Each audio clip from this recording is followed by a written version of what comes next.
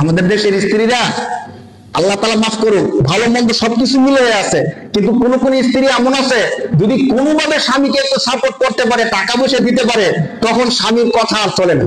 তখন ওই ঘরের মধ্যে সব কথা চলে কার? স্ত্রী।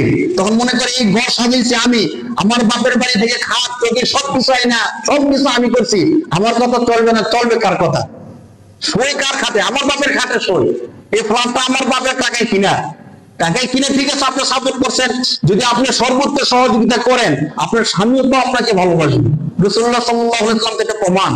মা বোন যদি শুধু এটুকু করতে পারতো, আম্মা জান খাদিজা রাদিয়াল্লাহু তাআলা আনহার জীবনটা করতে পারতো যে রাসূলুল্লাহ সাল্লাল্লাহু আলাইহি ওয়াসাল্লামের জন্য তিনি কি করছেন, সবকিছু মিলিয়ে দিয়েছেন, ঠিক রাসূলুল্লাহ তার এই ভালোবাসার মর্যাদা রাখছেন। যদি এতটুকু না হওয়ার কারণে আমাদের এখন পরিবারগুলো ভেঙে যায়, সংসারগুলোর মধ্যে মারামারি, কাটাকাটি, ঝগড়া লেগেই থাকে।